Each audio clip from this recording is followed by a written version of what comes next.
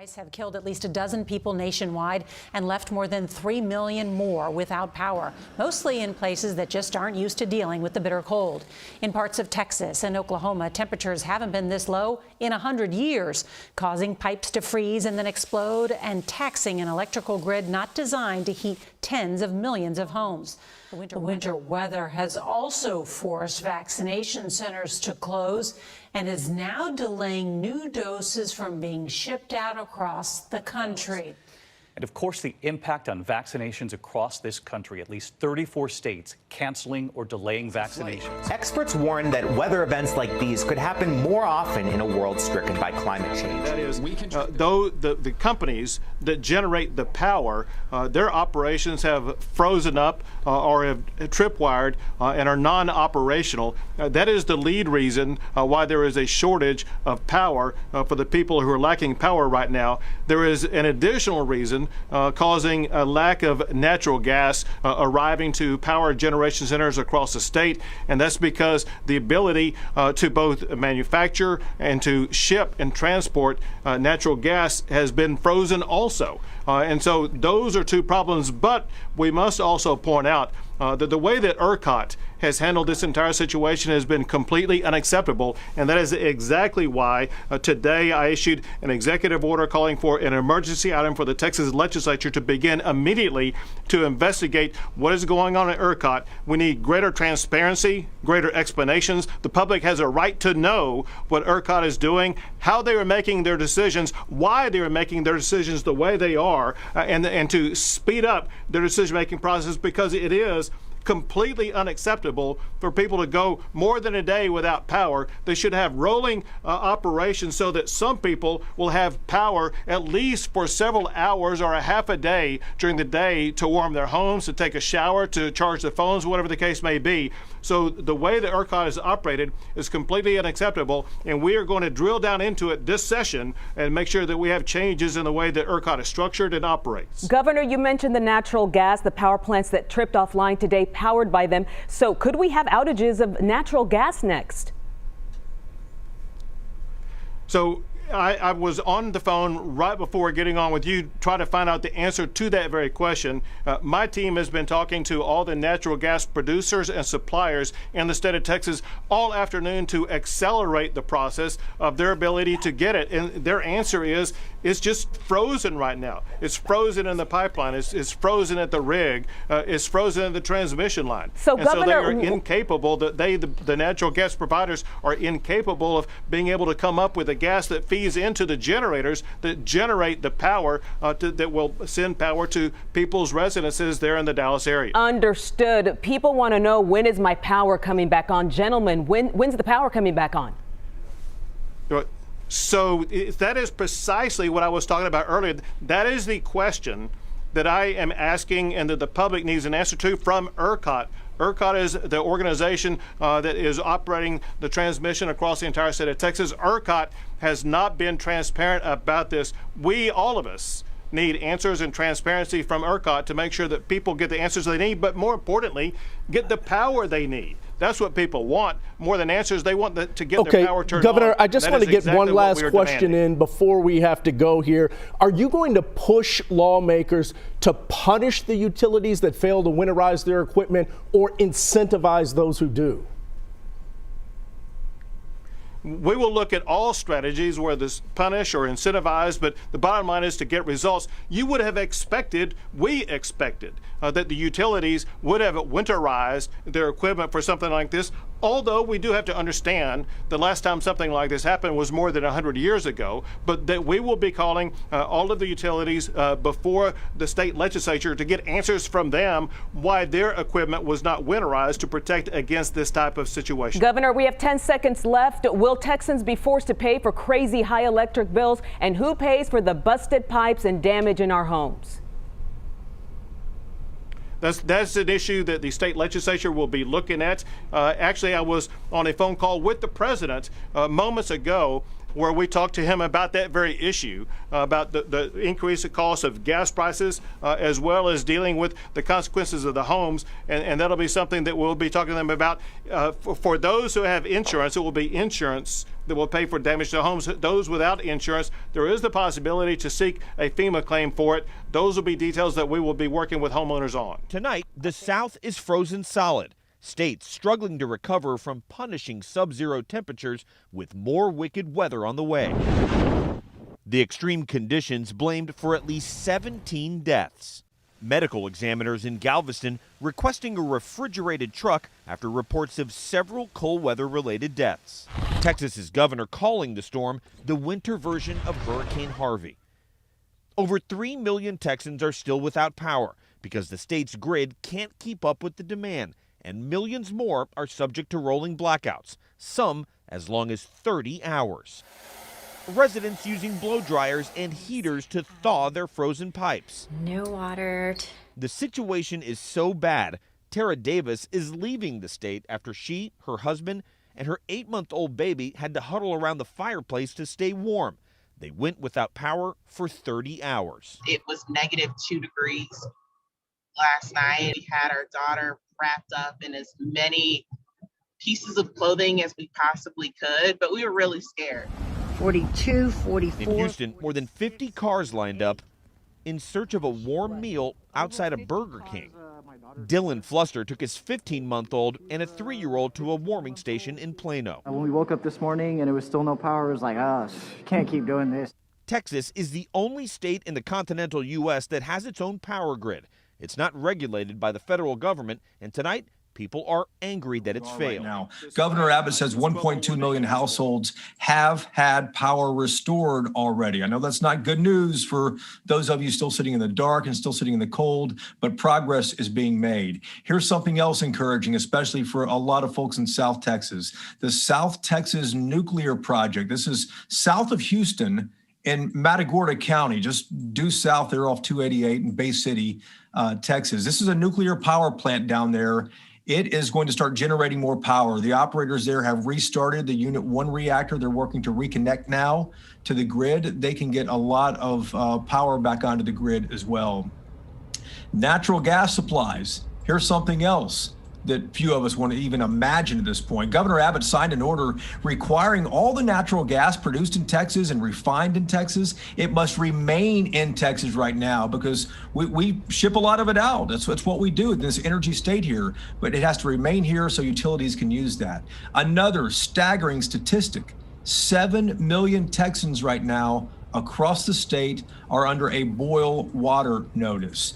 And a fascinating thing from the Texas Commission on Environmental Quality, which was there with the governor. So many of us are dripping our faucets right now. The TCEQ says that the state saw peak water usage that is similar to summer demand because we're dripping our pipes to keep them from freezing. And every source of power that the state of Texas has been compromised, whether it be renewable power such as wind or solar, but also, as I mentioned today, access to coal generated power, access to gas generated power also have been compromised, whether it be with regard to systems freezing up or equipment failures, as well as our nuclear power facility. Unbelievable. Every source of power in this state, the largest energy producing state in the country, one of the largest in the world, every source of power has been compromised, is what the governor told us. Texas Railroad Commissioner Christy Craddock said something that I think is good to hear, especially about natural gas. She said that we are beginning to unfreeze in the western parts of the state. She's talking about the Permian Basin out there where so much of the fracking goes on. And if they are unfreezing out there, the rig sites and the production plants, that means they are able to get more natural gas out of the ground. It's not freezing on the way out, and they're able to put it in the pipelines, hopefully, and get that to the refineries and get that out to our homes. Tonight, with the nation focused on the next winter storm, the humanitarian crisis in Texas is only worsening. Pipes bursting in Austin, water cascading out of buildings, and icy roads sending vehicles sliding down the street. In Houston, authorities responding to more calls for possible carbon monoxide poisoning. Freezing rain and no power making travel dangerous in darkened neighborhoods. Some people are even sleeping in their cars. Broken pipes causing ceilings to cave in. This is a very bad situation, a 1-2 punch here with this second ice storm. By midday, significantly more customers in Texas without power as there were during Hurricane Harvey. Houston, America's 4th largest city, is telling residents to boil water if they even have any. How can we boil water? We don't even have power. Our team met Alexandra Quinones in line to buy firewood. We got 3 kids at home, 4, 6, and 9. We're trying to keep the babies warm. And in Galveston, the sprouted aisle is the water aisle, but there's not anymore. Many without power and water. Everything in the refrigerator now has gone bad, and supplies are dwindling. And most people out here, the biggest deal is water. People have made some life and death choices. Back in Houston, the lights going dark during an interview with Mayor Sylvester Turner. We've been talking about power being restored. Now in real time, you have seen power being turned off. The state's energy production and independence has always been a point of pride. And as the crisis persists, the governor placing blame squarely on officials at ERCOT, the private company that runs about 90% of the state's grid. ERCOT stands for Electric Reliability Council of Texas, and they showed that they were not reliable. Do you think ERCOT leadership needs to resign? Yes. Governor Abbott facing criticism for appearing to place some of the blame for the outages on frozen wind turbines. Our wind and our solar got shut down, and they were collectively more than 10% of our power grid. And that thrust Texas into a situation where it was lacking power in a statewide basis. But Abbott's own energy department reports most of the state's energy losses come from failures to winterize systems, including oil and natural gas pipelines. And now at least 2 federal agencies are investigating why the system failed so badly. Major question. Yeah, Contessa, good evening from a frigid Dallas. And the concern right now are these rolling outages, these periodic blackouts that have been going into effect since early this morning. That leaves up to 2 million Texans without guaranteed warmth for what looks to be an incredibly frigid night ahead. As you mentioned, the entire state, for the first time in weather history, under that winter storm warning. We also had portions in West Texas that were under a blizzard warning.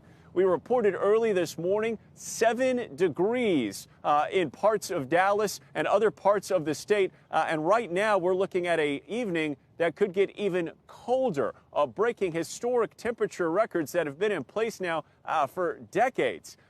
We did have a chance to speak to individuals doing their best to stay warm. But one very important element to remember when we're covering this story is that unlike those northern states, structures are not built to withstand these temperatures here, nor are people as prepared to deal with them when they arrived in force with this massive winter system.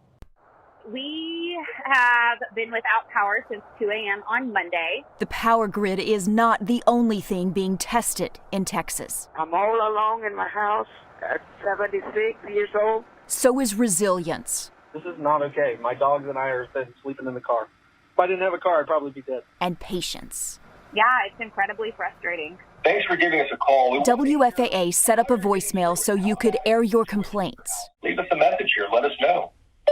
I have a newborn son that's 7 weeks old. We're getting 2, hello, we live 3, in even 4 calls. Hi, my name is. Yes. Hi. A minute. My husband has been sitting in the car for a day and a half with his oxygen plugged in, trying to breathe, trying to stay alive. We have more than 6,000 messages. I'm running out of gas. I can't get any more gas. Some gut-wrenching. This is going to end up killing my husband. Thanks to ERCOT not updating equipment. I feel guilty. I have heat. All I need is a sticky note on my faucet. While you're camping in living rooms, collecting snow to flush toilets, DIYing pipe repairs, and praying the power comes back on. This is a life and threatening situation. My husband again has been living in the car. Before time runs out. He is a United States veteran disabled from Agent Orange, and no one gives a crap. Texans. This is what happens when I turn on my shower. At Stephanie Lopez's North Fort Worth home. Absolutely nothing. No water coming out from the shower. This week has been a struggle. We're just scrambling to find some water at this point. The mother of 3 is one of at least 212,000 customers in the north part of town. who's been under a boil water advisory since Monday. We do have the majority of our water coming right now from our bathtub. That is, when there's even water to boil. We have water, but not a whole lot.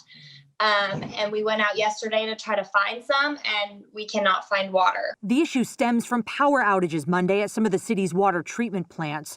Water Department spokeswoman Mary Gugliuzzo says they're currently running tests on the water to see if it's safe to drink again, but those tests take 24 hours to complete. The earliest we are going to know the results and know if we can lift this is late sometime tomorrow. 9 other communities also receive water from Fort Worth and could be affected. Saginaw told its residents to start boiling Tuesday morning. We are still working to try and get some bottled water distribution sites up. We've got some water here. We keep it filled up to be able to flush our toilets. Lopez says at least her power is back on. There are some families without power, so boiling water is impossible. Hopefully we can get some water to all these people. Areas, Denton, Arlington, parts of northern Fort Worth. Take a look at this list right here. Tack on these cities here too. In a lot of cases, water supply is just being strained right now. And in some areas, it may take more than 24 hours for things to get back to normal. We saw a supermarket dash. There's a little bit of frustration with how underprepared we were. In Arlington Wednesday. Were you planning on getting some bottled water or something to drink? Yeah, actually I was headed here to get bottled water. People rushed to grocery stores for water, drinks. I knew it was going to be bad. I didn't know it was going to be this bad. After the city issued a boil order that may last up to 2 days for roughly 400,000 residents. We just had all of this water demand at one time. Craig Cummings is the Arlington Water Utilities Director. He says water pressure has dropped big time because homes have been dripping their faucets to prevent pipe breaks. Cummings also blames situations like this where pipes do break at homes or at businesses, and water is wasted even more. We've had over 100 calls for service today. The impact isn't just in neighborhoods. Hospitals like Medical City Arlington are feeling it too. When pressure is low, there's a chance for bacteria to enter pipes. Arlington Fire sent a truck there just to keep that pressure high. Power is also playing a factor. 263,958 people in Texas have been impacted by non-operational systems. The worst part for some, they may have water, but no power to boil it. Electric plants are slowly coming back online, ERCOT says. But now, natural gas is the latest concern. Atmos Energy texting customers an emergency alert, asking them to reduce usage. Supplies are low. Just how low, though, we don't yet know. The Texas natural gas infrastructure is not winterized and protected against the cold in the way that some of the others are. And that's just for cost reasons. You know, if you don't expect it to get that cold, you're not going to want to spend the money to protect your systems. And so that is now biting Texas hard. Turns out the same thing that sunk power plants in this state is now limiting the supply of natural gas. That equipment wasn't winterized here, wasn't hardened to handle the cold. So the fuel that heats our home and powers many electric plants is now in jeopardy. Professor Ben Ruddle is a data scientist at Northern Arizona University. Have you ever seen anything like this, what Texas is going through right now? Not in my career. It's unusually severe. Atmos warned tonight these natural gas supply constraints may lead to service outages for some Atmos Energy customers. If service is interrupted, restoration may take an extended period of time, the utility said. Once supply is restored, Atmos Energy technicians will need to visit each home to safely restore gas service. Well, it's a real problem, and we to recognize that they also use natural gas in Alaska, where they're facing, and they regularly face, lower temperatures than we're getting here. And their lines aren't freezing there. So we have to look at why were the steps not taken to protect our lines against this kind of cold weather. Congressman Colin Allred telling us that FEMA is now sending Texas everything from blankets to generators. An unbelievable change of fortune for a state that prides itself on being the largest energy producer in the country. Chip Hicks told us about the suffering in mineral wells. Now we have been 62 hours without any power. All the businesses around town, this town is suffering. Anybody that can get out here to help, this town is suffering really bad. Donna Cantu from Fort Worth. We have been without power for 3 days now. It's so cold in my house that my milk is frozen, and we cannot find a hotel, and we cannot get any relief, period. Danny Robertson called from his mobile home in Aledo. Just kind of wondering how long the power's going to be off, and I feel like a hermit living in a box, huddled up in pure survival mode. Thanks for taking the call. What is clear from the thousands of phone calls we've received from all across North Texas is that rolling blackouts are a myth. For most of us, it never rolled at all. Roughly 3 days without power. The rolling outages clearly are a lie. This is ridiculous. The power grid should never be down like this. And it's bull. It's bullshit. We are freezing, and nobody cares. This rolling blackout stuff, for some reason they rolled out and never rolled back in. I've been with power for 3 days. My house is freezing, and I have to go with my daughter because I can't handle the cold. They need to do something about this because they're going to find out that people are going to be dying in their houses that they haven't even found out about yet because of the cold, frigid temperatures. When you talk, you can see your breath go across the room. It's cold, and why would you do us like this? Like, we are sitting here really in survival mode because you guys want to turn on our utilities. Like, this is no game. It's no fun. We want heat. And as I write this story, it's 44 degrees in my own house. Much of this story written while sitting in my car in the driveway. That transformer out my back window that exploded yesterday, Encore says workers are on their way, maybe today. Maybe that an entire frozen North Texas is also waiting desperately to hear. Atmos just says reduce your gas outage. That's all we got to warm our house. It's pretty cold, probably 40 degrees in my house. Stay warm. They woke me up this morning saying that we were flooded. You know, this is a lot. Marie Wilbanks feels forgotten. And I was just sitting in there just a minute ago. I'm thinking, how can I get the rest of it out? She's been without power for more than 24 hours, and this morning a burst pipe flooded her apartment where she's been taking care of her granddaughter and great-granddaughter. I try so hard to give her and her baby a good place to live. And now all of this. Across Texas, pipes have frozen, burst, and flooded homes. All are asking the same question. Why me? Well, right now it's nonstop phone calls. David Butler is the master plumber at Milestone. You know, I think we'd have been all right if we wouldn't have the power outages as bad. They're making 150 calls a day and are already booked through Tuesday. His best advice to those with frozen pipes is to turn off water now. If you can, keep trickling faucets. As it gets up freezing and above freezing, it's just going to be exponentially worse. Texans are hurting. I've tried to get in touch with Encore. I've tried to get in touch with my electric company. Nobody will answer. As the cold ends, many will need help facing a new fight. And I'm like, one more battle, but I can make it because I've been through so many. In Fort Worth. This is Texas, but not as we know it. It should be a pleasant 10 or 15 degrees centigrade here. Instead, it's now dropping to -10 in the day, -20 at night. A state known for its sunshine and desert, now battling ice storms and plummeting temperatures. We're talking about record-breaking cold temperatures. All 254 Texan counties have imposed a winter storm warning. That's never happened before. President Biden has declared a federal emergency, freeing the way for disaster relief. The severity of the cold weather that is about to be experienced here in the coming days is unprecedented. There are power cuts as the state tries to cope with a huge spike in demand for electricity. Despite its fame for oil, Texas leans heavily on wind power, but now many turbines are frozen solid. Millions have been without power. That's led to problems with deliveries of COVID vaccines. Some had to be hastily distributed after the storage facility broke down. And we've seen long queues at shops, or at least at the shops that are still open. On the roads, stranded cars and confused motorists. Across the state, there's been a string of crashes and pile-ups.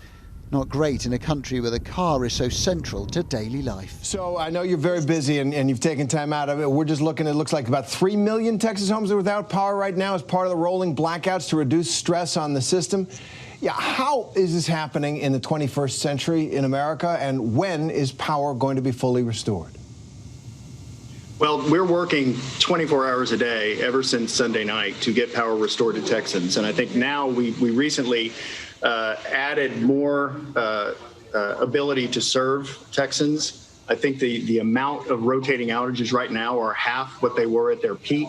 But that's not enough, obviously. We've got to keep that moving down as fast as we can, because our only priority right now is getting power to the folks in Texas. As you said, I mean, we, along with anyone else in Texas, grieve the losses, the tragedies that have occurred in these last few days, and it demonstrates the essential nature of power to people's lives. And it's our job to bring that to folks. How did this happen? The nature of electricity is such that you have to keep the supply of electricity and the demand for electricity in balance all the time. If you don't, if they get very far out of balance, you can have catastrophic blackouts that are not like what we're seeing today. These are very big problems in Texas right now, but the catastrophic blackout can't be fixed by a grid operator like ERCOT.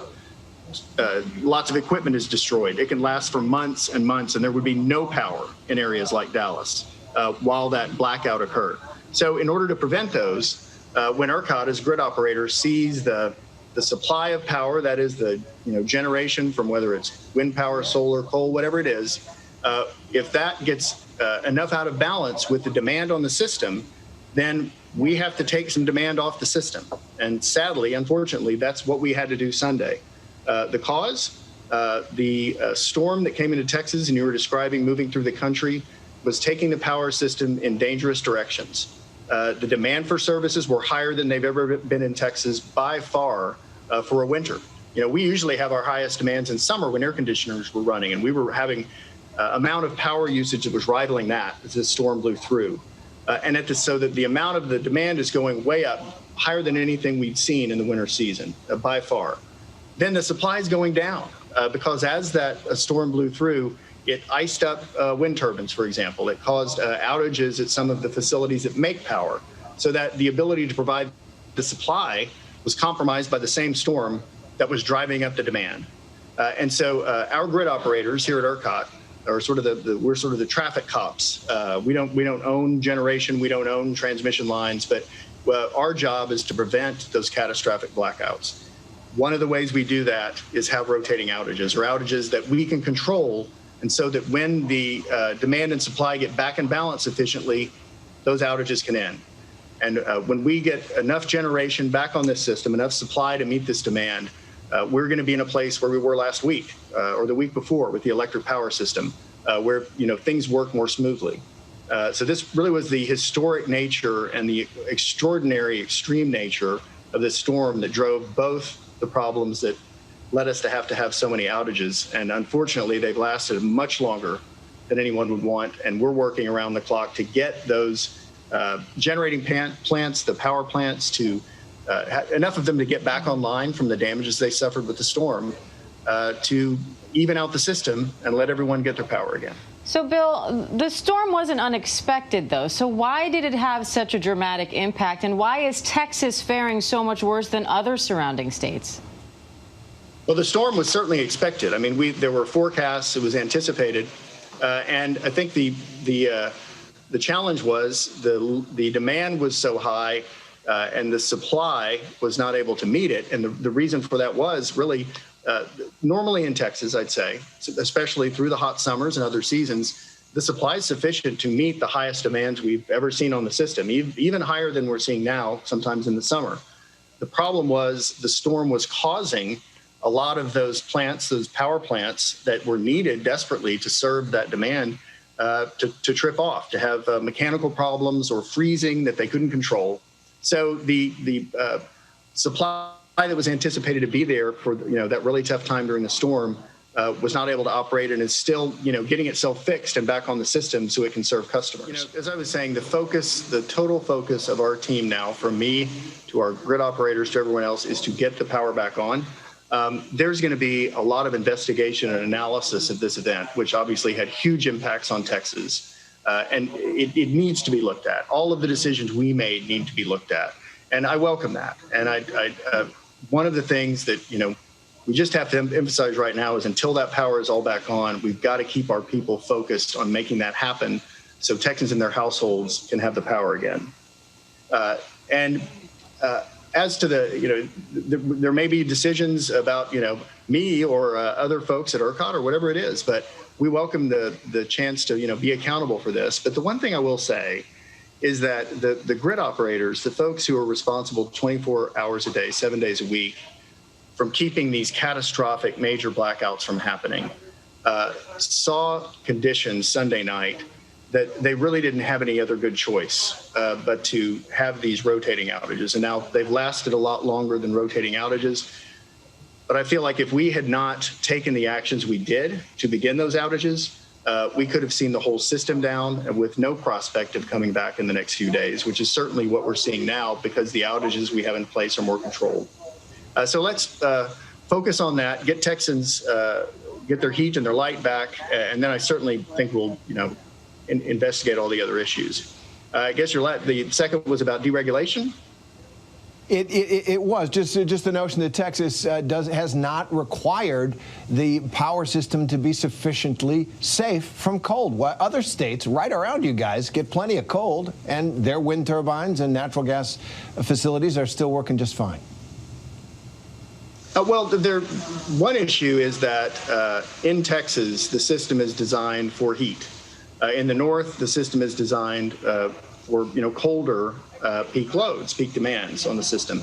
So if we constructed some of our power plants the way that they're constructed, in more northern, colder places, they would have difficulty maintaining their integrity in the summer when there's so much heat being generated in this space. So it is true that there are certain plants that are, built for that environment, just as they're built in the north for environments where you see frequent cold. There's certainly plants that have protections. They know cold weather is going to come, but there is a difference between how the power system's constructed in warmer and colder places. But that said, ERCOT is sort of the traffic cop managing how power flows on our system. We're not the policymaker, and we're not the regulator. So if there are ideas after we review this event, as everyone does, regulators, industry, ERCOT, everyone else, that there need to be changes in that arena, absolutely. I think that's what policymakers will be in a position to do, and we're happy to help however we can. And Bill, the governor is also pointing to those frozen wind turbines and solar panels and saying that green energy is responsible for the power failures. What's your take on that? I mean, certainly the governor's right. There were certainly failures of solar and wind generation facilities. I think, what we saw this week was that the storm was the central cause that drove power out, because we did see outages from other kinds of generation, from coal, from natural gas, as well as the wind and the solar. So, I think what this storm does is expose the vulnerabilities, perhaps, of all different kinds of power-making generation on the system. And it's something that obviously the industry will be very interested in looking back at and seeing what do we got to do to keep this from happening, because certainly no one wants the kind of human struggle that we've had to see over the past few days for our fellow Texans. But no one who's making power or monitoring, managing the power system has any interest in doing that either. Our job every day is to get people reliable electricity.